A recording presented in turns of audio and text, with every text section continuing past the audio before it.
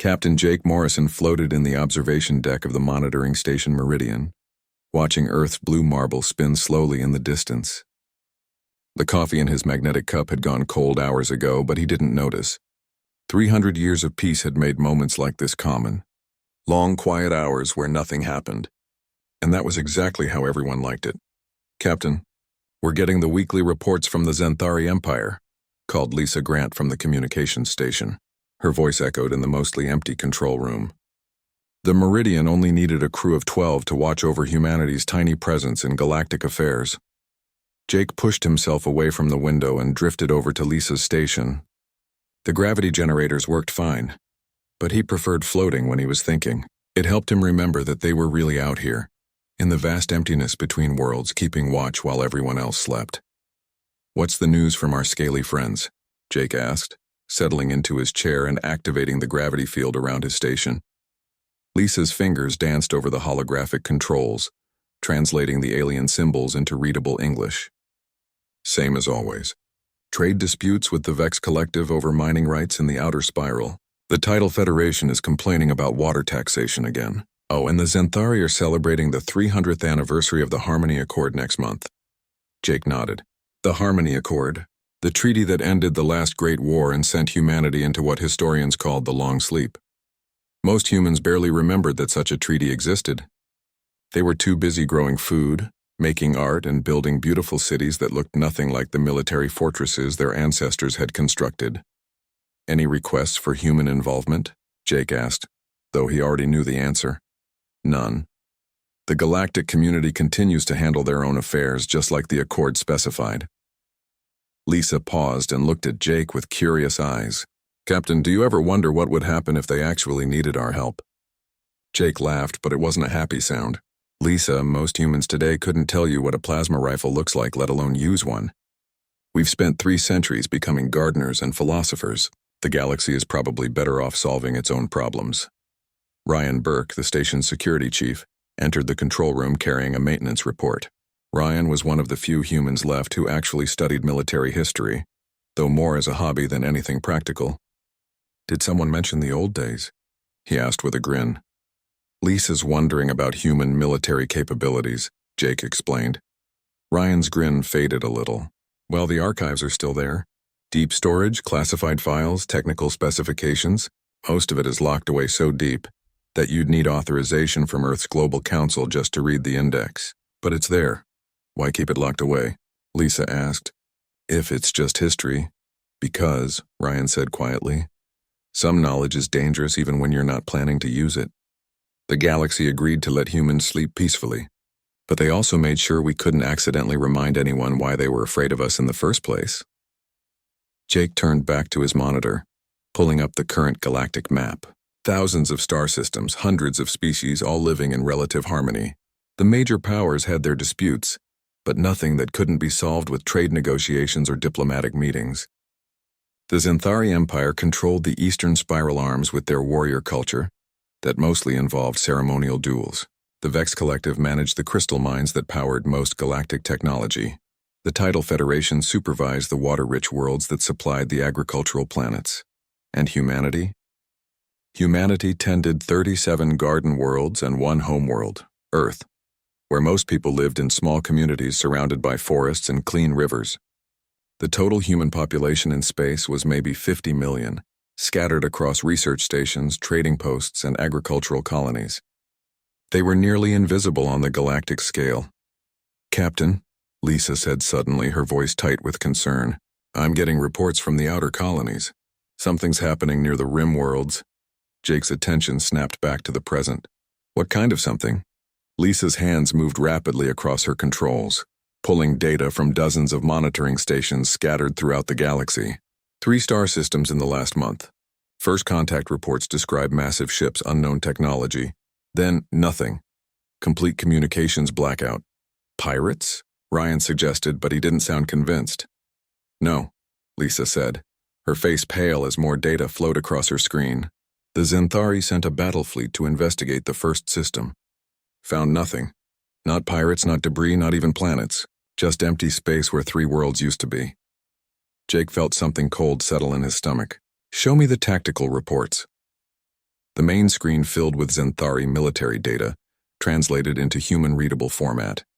Jake had seen combat reports before in historical archives, but this felt different. The Zenthari fleet commander's personal log described something that shouldn't exist. The worlds were not destroyed, Jake read aloud. They were consumed. Orbital scans detect no planetary matter. No asteroid fields, no evidence that the worlds ever existed. Stellar mass calculations suggest that billions of tons of matter have simply vanished. Recommend immediate escalation to Galactic Defense Council. Ryan whistled low. Consumed. That's not possible with any known technology. It is if you don't care about the laws of physics, Jake muttered. He'd read about theoretical weapons in the classified archives. Concepts that human scientists had developed but never built. Weapons that could unmake matter itself, turning planets into energy to feed massive fleets. Captain, there's more, Lisa said.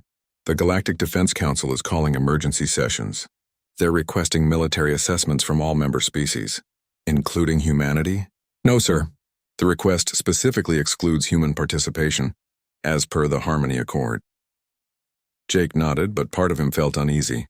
The Harmony Accord had been designed to keep humanity out of galactic conflicts, but it also meant that when real threats appeared, the galaxy would have to face them without humanity's help. That had seemed like a good idea 300 years ago, when peace looked like it would last forever. Keep monitoring the situation, Jake ordered. Full spectrum analysis of all rim communications. If something is eating planets, I want to know about it before it gets close to inhabited systems.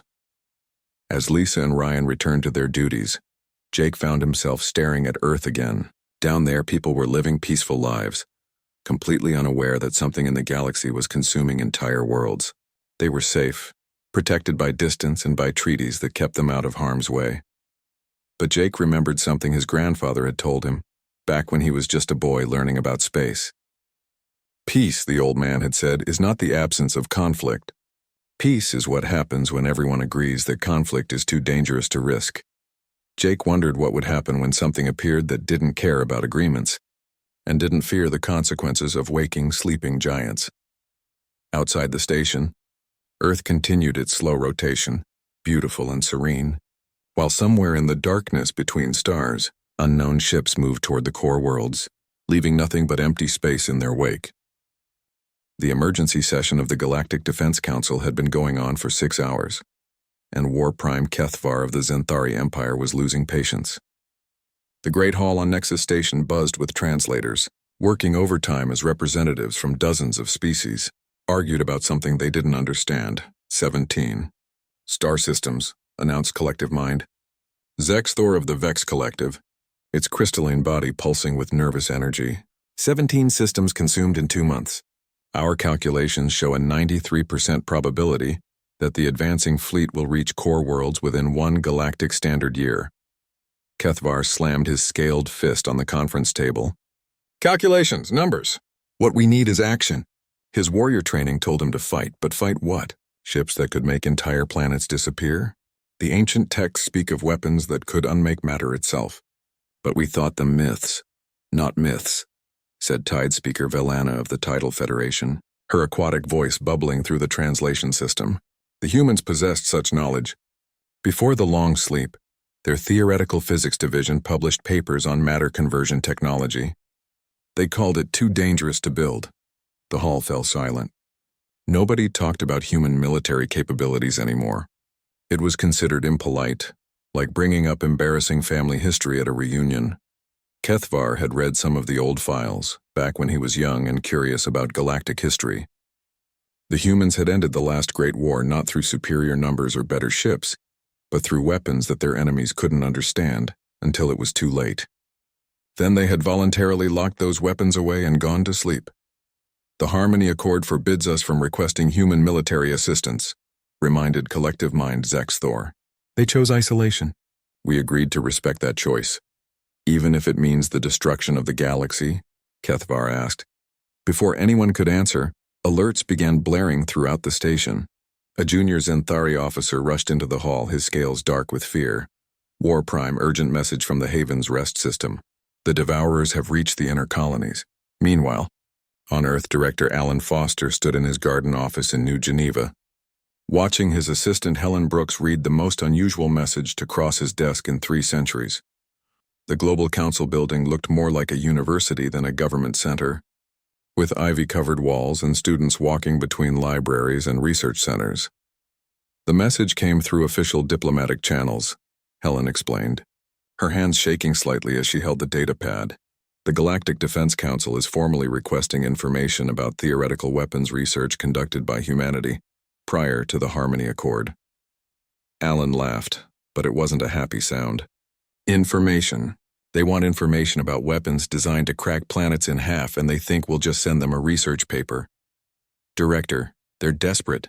The reports describe entire solar systems being consumed. Whatever this enemy is, conventional weapons can't stop them. Alan walked to his window, looking out at the peaceful city below. Children played in parks while their parents tended community gardens. Artists painted murals on buildings that had never seen war. Musicians performed in squares where military parades had once marched. Helen, do you know why we really entered the long sleep?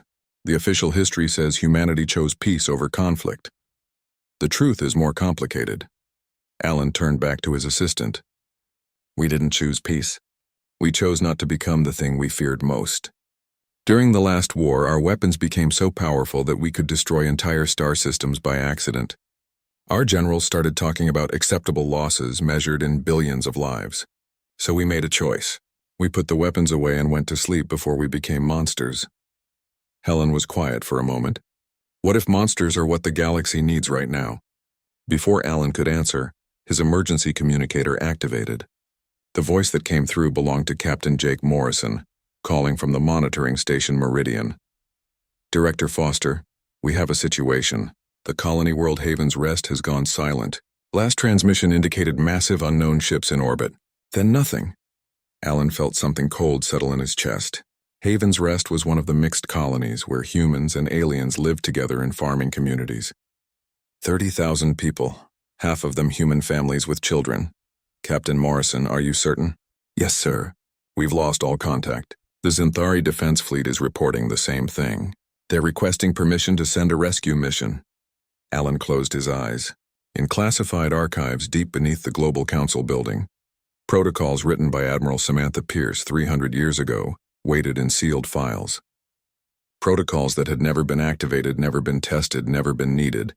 Until now. Captain Morrison, prepare to receive classified authorization codes. Archive Level 77 Alpha, Helen gasped. She had high enough clearance to know what 77 Alpha meant even if she'd never seen it used. Director, Helen whispered. Are you sure? Alan looked out his window again, watching children play games that had no winners or losers, just fun. Soon those children might need to learn different games. Connect me to the automated systems in Deep Storage 7, Alan ordered. The connection took several minutes to establish.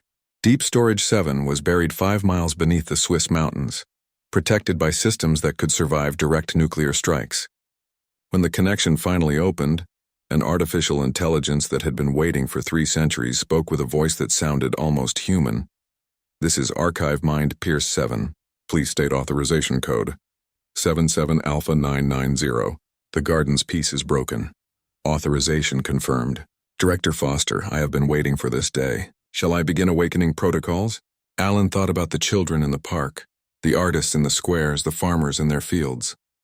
He thought about 30,000 people on Haven's Rest who might already be dead. He thought about weapons that could unmake planets and fleets that consumed star systems. Begin awakening protocols. Level 1 implementation. Notify all monitoring stations. Send activation codes to Deep Shipyard Alpha through Gamma. Understood, Director. Estimated time to first fleet deployment, 72 hours. Estimated time to full military capability, 30 days. Director, shall I notify Admiral Stone and Colonel Hayes? Alan paused. Marcus Stone and Nina Hayes were the only humans alive who had actual combat experience, veterans of the last conflict who had chosen to enter extended sleep, rather than live in a peaceful world they could never fully trust. Wake them up, Alan said quietly. Wake them all up. As the connection closed, Helen stared at Alan with wide eyes. Director, what have we done? What we swore we'd never do again, Alan replied. We've reminded the galaxy why they used to be afraid of us. 300 light years away, Captain Jake Morrison received the activation codes and felt something change in the way his ship's systems hummed. The Meridian was more than a monitoring station. It was a sensor platform connected to networks that stretched across human space. Networks that had been sleeping for 3 centuries. Now those networks were waking up, and Jake wondered if the galaxy was ready for what was about to happen. Outside his window, Earth looked the same as always. But deep beneath its surface, machines that had slept for 300 years began to move. Commander Katie Walsh had been tending her tomato garden when the activation signal reached her neural implant. The peaceful morning on her farm in Colorado turned into something else entirely, as 300 years of memories flooded back into her mind. Memories that had been locked away, stored in deep files that only emergency protocols could access. She dropped her watering can and stood perfectly still for 30 seconds, letting the data integrate. Combat protocols, ship specifications, tactical manuals, and something deeper. The cold-focused mindset that had made her one of humanity's most effective military commanders before the long sleep began. Katie, her neighbor Mrs. Chen, called from the next farm over. "Are you all right? You look like you've seen a ghost," Katie looked at the elderly woman who had been growing vegetables. Beside her for 20 years, Mrs. Chen had no idea that her friendly neighbor had once commanded fleets that could sterilize entire solar systems. "I'm fine." Mrs. Chen just remembered something I need to do. The transport ship that landed in Katie's field 2 hours later didn't look like much. It appeared to be a standard civilian courier, the kind that delivered mail between Earth's agricultural communities. But Katie could see the micro-distortions around its hull that meant active camouflage systems. And the way it settled onto the ground suggested artificial gravity generators that were far beyond civilian technology. The pilot who emerged was a young man she didn't recognize, but his bearing and the way he scanned the area told her everything she needed to know. "Commander Walsh, I'm Lieutenant Ben Rodriguez. I've been ordered to escort you to Deep Shipyard Alpha." Katie nodded and grabbed the small bag she had packed. Everything else she needed would be waiting for her. After 3 centuries, human military efficiency was about to be tested again. The flight to Deep Shipyard Alpha took 3 hours, but they weren't traveling through normal space. The courier ship slipped into something that looked like a fold in reality itself, covering distances that should have required days. When they emerged, Katie found herself looking at something that took her breath away. Deep Shipyard Alpha stretched for hundreds of kilometers beneath the surface of Luna, Earth's moon. Massive construction bays held ships that defied easy description. They were sleek and angular, built from materials that seemed to absorb light rather than reflect it. But it wasn't just their appearance that was impressive. It was the fact that they were being built by machines that moved like living things. "My God," Katie whispered. "How long have they been building?" According to the AI systems, construction began 6 hours after the activation protocols were triggered, Ben explained. The automated systems have been improving the designs for 300 years. These ships are nothing like what we had during the last war. Katie was met at the shipyard by engineer Emma Clark, a woman in her 30s who looked both excited and terrified. Emma had been working on theoretical physics at Stanford when her own activation codes arrived.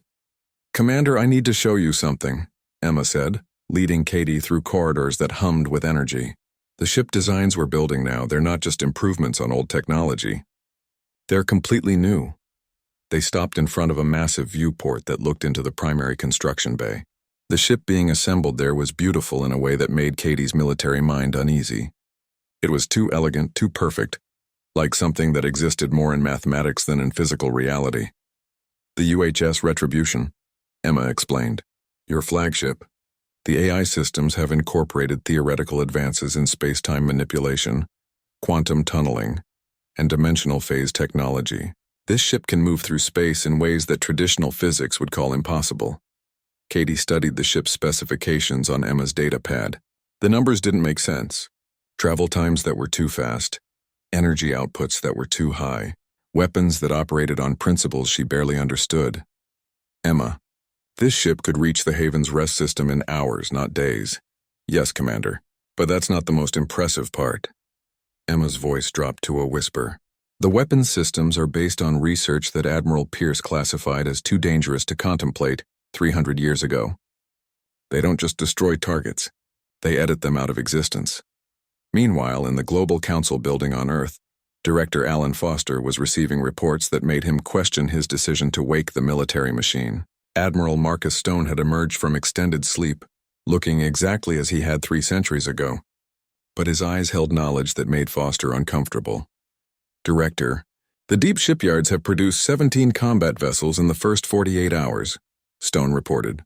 The automated systems estimate full fleet capability within 2 weeks. And the crews? Military personnel are being awakened from deep storage, and civilian volunteers are being processed through accelerated training programs. We'll have crews for every ship. Foster looked at the tactical displays showing ship positions throughout human space. Red dots indicated military vessels that were appearing faster than should be possible. Admiral, are we building an army or unleashing a force of nature? Stone's expression didn't change. Director, you gave the order to wake us up. Now you'll see what humanity becomes when it stops pretending to be harmless. The first human ships to launch were scouting vessels, small and fast, designed to gather information about the Devourer threat. When the UHS Retribution launched with Commander Walsh at the helm, it represented something different. It was humanity's answer to the question of what happened when an unstoppable force met an immovable object. The trip to Haven's Rest should have taken 5 days using conventional faster-than-light travel. The Retribution made the journey in 8 hours, riding waves in space-time that its engines created and surfed, like a ship riding ocean swells. What Katie found, when they arrived, made her understand why the activation protocols had been necessary. Haven's Rest was gone, not destroyed, not broken into pieces, but gone. Where a green world with farms and small cities had once orbited a yellow star, there was only empty space. The Devourer ships were still there, massive constructs that looked more like geometric theorems than spacecraft. They were feeding, somehow extracting the very matter of the planet and converting it into energy. My God, Ben whispered from the tactical station. The entire planet. 30,000 people just gone. Katie studied the sensor readings with the cold focus that her military training had given her. The Devourer ships were impressive, but they were also vulnerable. They had to lower their defenses to feed, and they moved slowly while consuming matter. Emma, can our weapons affect those ships? Emma's hands danced over her engineering console, analyzing the alien technology. Commander, our phase cannons should be able to penetrate their feeding fields. But there's something else. I'm detecting debris that matches human technology. The main screen shifted to show a small object floating in the void where Haven's Rest used to be. It was a child's teddy bear, somehow still intact while everything else had been consumed. Katie stared at the teddy bear for a long moment, thinking about the children who had lived on Haven's Rest. Children who had been playing in gardens just like the ones she had been, tending on Earth. Children who had been murdered by things that treated entire worlds as food. Something cold and focused settled in Katie's mind, something that had been sleeping for 300 years but had never really gone away, the part of humanity that had once built weapons so terrible that they had scared themselves into retirement. All stations, prepare for combat. Emma, power up the phase cannons. Ben, target the lead Devourer ship. Commander, shouldn't we report back to Earth first? Gather reinforcements? Katie looked at the teddy bear floating in space, thinking about a little girl named Lucy Chen who would never grow up. No, Lieutenant. We're going to send a message. The galaxy needs to remember what happens when you hurt human children. The Retribution moved forward, its weapons charging with energy that bent space around them. The Devourer ships turned to face this new threat. But they moved slowly, still heavy with the matter they had consumed. They had never faced anything like what humanity had built during 3 centuries of peaceful nightmares. The first shots of humanity's return to war lit up the darkness between the stars, and the galaxy was about to learn why the humans had been feared enough to buy 300 years of peace with voluntary exile. The image of Lucy Chen's teddy bear spread through human communication networks faster than light itself should allow. On Earth, in the agricultural colonies, on research stations scattered throughout human space, people stopped what they were doing to stare at their screens. A small brown bear with button eyes, floating alone in the void where a world full of children used to be. In the communications center on Luna, technician Sarah Mills watched the reaction data streaming across her monitors, heart rates spiking across the human population, stress hormones flooding biological systems, but most importantly, activation codes lighting up like stars as millions of humans accessed files they had never known existed. Director Foster, Sarah called to her supervisor. We're seeing spontaneous activation of dormant military protocols across the entire human population. People who have never held weapons are requesting combat training assignments. Director Foster studied the data with growing unease. The bear had done something that military orders and emergency protocols couldn't. It had awakened something primal in humanity, something that 3 centuries of peace hadn't managed to eliminate. Meanwhile, at the site where Haven's Rest used to be, Commander Katie Walsh prepared to teach the galaxy a lesson about the difference between humanity sleeping and humanity awakened. Emma, what's our tactical situation? Katie asked, her voice carrying the cold focus that her crew was learning to recognize. 5 Devourer ships, Commander, each one roughly the size of a small moon. They're still in feeding mode, which means their defensive systems are at minimum power. Emma's fingers moved across her engineering console like a pianist playing a deadly song. Phase cannons are charged and ready. Temporal displacement torpedoes are armed. Ben Rodriguez looked up from his tactical station, his young face serious. Commander, I'm reading massive energy signatures from those ships. If they finish feeding and power up their weapon, Inca, they won't get the chance, Katie said simply. The first phase cannon blast from the Retribution didn't just hit the lead Devourer ship. It existed in several dimensions at once, striking the target from angles that normal physics couldn't explain. The alien vessel, which had consumed entire planets without taking damage, simply stopped existing in 3 places along its hull. The Devourer response was immediate, but clumsy. Massive energy beams lanced out toward the Retribution, but the human ship wasn't where the beams expected it to be. The Retribution existed partially outside normal spacetime, riding quantum fluctuations that made it nearly impossible to target. Direct hit on their primary feeding chamber, Emma reported. They're losing cohesion. Katie watched the alien ship begin to collapse as the matter it had stolen from Haven's Rest was released back into space. For a moment, she thought she could see ghostly images in the energy patterns. Buildings, trees, maybe even people, existing for just a second before fading away forever. All ships, this is the Retribution, Katie broadcast on all human military frequencies. We have engaged the enemy. They bleed. Those 3 words, they bleed, traveled through human space like wildfire. On the agricultural world of New Eden, farmer Chris Davis left his wheat fields and walked to his barn, where equipment he had never seen before was waiting for him. On the research station, Copernicus scientist Dr. Nina Hayes closed her laboratory and reported to a briefing room that had been empty for 3 centuries.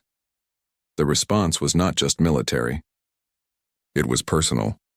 Captain Ryan Phillips had been teaching children to read on the colony world of Harmony when the activation signal reached him. When he saw Lucy Chen's teddy bear, he remembered something his grandmother had told him about the old days. Humans don't just fight wars, she had said.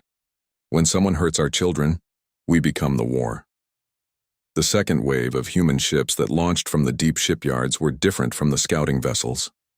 These were hunting packs, designed for one purpose: finding devourers and making them regret every world they had touched. Admiral Marcus Stone coordinated the assault from his flagship, the UHS Vengeance. His tactical display showed 17 human vessels moving through space, in patterns that would have been impossible for ships constrained by normal physics. They phase-shifted through dimensions, appeared and disappeared like deadly ghosts, and struck with weapons that turned enemy ships into expanding clouds of elementary particles. Admiral, we're receiving reports from across the battle zone. Colonel Nina Hayes reported from her position at the Strategic Planning Station. Human forces have engaged Devourer fleets in 12 systems. No human casualties reported.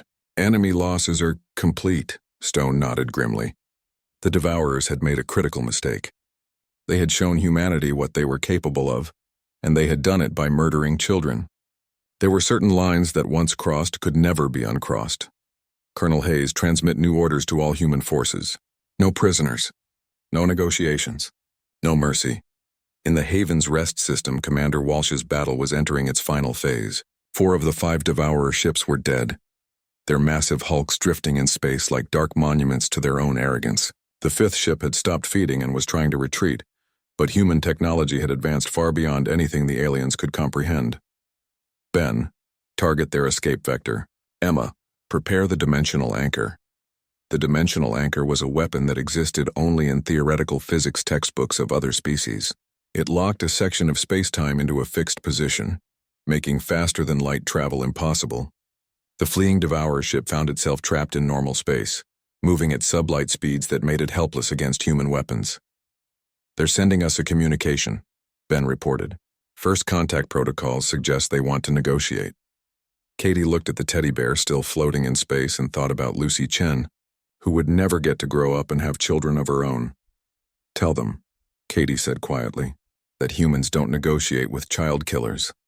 The final Devourer ship died like the others, its matter converted back into energy and released into space. But this time, the Retribution sensors detected something different in the energy patterns. Information, data streams, communications with other Devourer fleets scattered throughout the galaxy. "Commander, I'm reading their communication logs," Emma said, her voice excited and horrified at the same time. "They've been reporting back to a central command structure. The main fleet knows we're here." Katie smiled, and it was not a pleasant expression. "Good. Let them know we're coming." The message that went out from Haven's Rest to the main Devourer fleet was simple and clear. The humans were awake. The humans were angry. And the humans remembered how to build things that could crack open the universe itself. Across the galaxy, alien governments watched their sensors in disbelief as human ships appeared in systems where no ship should be able to travel. The Zenthari War Prime Kethavar received reports of human vessels that could phase in and out of reality, striking Devourer fleets and vanishing before return fire could be targeted. The Vex Collective's crystalline minds calculated probability scenarios and kept getting the same impossible result. The Devourers, who had consumed dozens of worlds without taking significant losses, were being systematically destroyed by a human force that numbered less than 50 ships. On Earth, Director Foster watched the tactical reports with growing amazement and horror. Humanity had not just remembered how to fight. They had become something that made their old reputation look harmless. "Sir," his aide Helen Brooks said quietly, "we're receiving communication requests from every major government in the galaxy. They want to know what we're doing and how we're doing it." Foster thought about Lucy Chen's teddy bear and about 30,000 people who had died because something in the darkness thought it could eat human children without consequences. "Tell them," Foster said, "that sleeping giants should never be awakened. But since someone was foolish enough to do it anyway, they're about to learn why the galaxy used to have nightmares about us." The main Devourer fleet was waiting at the edge of the galaxy, in a place where space itself seemed wrong. Admiral Marcus Stone studied the sensor readings from his flagship and tried to understand what he was looking at. The enemy had built something that existed in multiple dimensions at once, a fortress that stretched across realities like a cancer in the fabric of existence. "Admiral, we're reading over 10,000 ships," Colonel Nina Hayes reported from her tactical station. "But they're not just ships. They're part of the structure itself. The entire fleet is connected to what appears to be their homeworld." Stone nodded grimly. The Devourers had retreated to their source, the place where their hive mind was born. It made sense. When faced with an enemy they couldn't understand, they had gone home to gather all their strength for one final battle. "How many human ships do we have for the assault?" 43 combat vessels, Admiral. "The last of our production runs from the deep shipyards." Stone looked at the numbers and almost laughed. 43 ships against 10,000. 3 centuries ago, those would have been impossible odds. Today, they seemed almost fair. "Colonel Hayes, transmit orders to all ships. We're going to end this." Commander Katie Walsh received the final battle orders aboard the Retribution, while her crew prepared weapons that existed only in humanity's darkest theoretical nightmares. Engineer Emma Clark had spent the last week modifying their systems with technologies that made even her uncomfortable. "Commander, the reality bombs are ready," Emma reported. "But I have to warn you, these weapons don't just destroy matter. They edit sections of space-time out of existence. Whatever we hit with these won't just die. It will never have existed." Katie thought about Lucy Chen's teddy bear, now preserved in a special case aboard the Retribution. She thought about 30,000 people who had died because something thought it could eat human children without consequences. "Emma, will the weapons work?" "Yes, Commander. They'll work perfectly. That's what scares me." The human fleet approached the Devourer stronghold using tactics that violated every known law of physics. Ships phased in and out of dimensions, attacked from temporal angles that allowed them to strike targets before the enemy knew they were there. and used the curvature of space-time itself as both weapon and shield. The Devourers responded with everything they had: energy beams that could boil oceans, gravity weapons that compressed matter into neutron density, and swarms of smaller ships that moved like living things. For a few minutes, the battle looked like it might be a fair fight. Then humanity stopped playing. The reality bombs detonated in sequence, each one creating expanding spheres of nothingness that consumed everything they touched. Devourer ships simply ceased to exist, leaving no debris, no energy signatures, no evidence they had ever been built. Sections of the enemy fortress folded in on themselves and disappeared into mathematical impossibilities. But it was the dimensional phase technology that truly terrified the watching galaxy. Human ships appeared inside enemy vessels, firing weapons that turned the Devourer's own mass against them. The great hive mind that had consumed dozens of worlds found itself being systematically disconnected from reality, one ship at a time. Captain Chris Davis led the boarding assault on the central hive structure, moving through corridors that existed in 17 dimensions simultaneously. His team found chambers filled with the compressed matter of consumed worlds, including recognizable pieces of Haven's Rest. "Admiral Stone, we've found the processing centers," Davis reported. "They've been storing matter from every world they consumed. It's all here. Can we reverse the process?" "Negative, sir. The matter has been too severely altered. But we can make sure they never use it again." The charges that Davis's team placed throughout the hive structure were designed by human minds that had spent 3 centuries thinking about the most efficient ways to end threats. When they detonated, they didn't just destroy the Devourer stronghold. They created a cascade failure that spread through the dimensions the enemy used for travel and communication. Every Devourer ship in the galaxy, every hidden base, every sleeping facility, experienced catastrophic system failure at exactly the same moment. The hive mind that had believed itself immortal discovered what it meant to face a species that had mastered the art of total force. The battle lasted exactly 17 minutes from first shot to final silence. When the human fleet returned to normal space, they found themselves alone among the stars.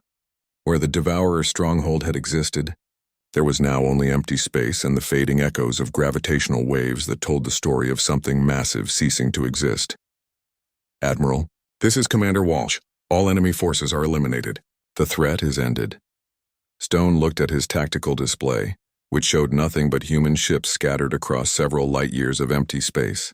No enemy contacts, no energy signatures, no trace that the Devourers had ever existed anywhere in the galaxy. "All ships, this is Admiral Stone. Mission accomplished. We're going home." The return journey to human space was quiet. Crews that had awakened to fight a war found themselves with nothing left to fight. The enemy that had consumed entire worlds was dust scattered across dimensions, and the galaxy was safe again. On Earth, Director Alan Foster stood before the Galactic Assembly for the first time in 3 centuries. The Great Hall on Nexus Station was packed with representatives from every species in known space, all wanting to understand what had happened. "Honored delegates," Foster began, his voice carrying across the hall through translation systems. "The threat to the galaxy has been eliminated. The Devourers no longer exist." War Prime Kethvar of the Xanthari Empire stood up, his scaled face showing emotions that his translator couldn't properly convey. "Director Foster, how many ships did you lose in the final battle?" "None." The hall fell silent. Collective Mind Zexthor of the Vex Collective pulsed with nervous energy. "How many of the enemy survived?" "None." Tide Speaker Valana of the Tidal Federation asked the question that everyone was thinking. "Director Foster, what assurance do we have that humanity won't use these weapons against us?" Foster smiled, and it was the same gentle expression he used when watching children play in Earth's gardens. "The same assurance you've had for the last 300 years. We choose not to." He paused, looking around the hall at faces that showed fear, gratitude, and confusion in equal measure. "The weapons we use to eliminate the Devourers have been powered down and placed back in secure storage. Our ships are returning to patrol duties on the galactic rim. Humanity is going back to sleep just as we did before." "But," Foster continued, his voice carrying a warning that every delegate understood perfectly, "we want the galaxy to remember what happened here. We didn't wake up to conquer. We woke up to protect. The gardens of peace remain open to all who respect life. But there is still only one rule that matters: never wake the humans. He looked directly at the Zenthari delegation. Because when we wake completely. The session ended in silence. As the delegates filed out, many of them looked back at Foster with expressions that mixed respect and terror. They had been reminded of something they had almost forgotten.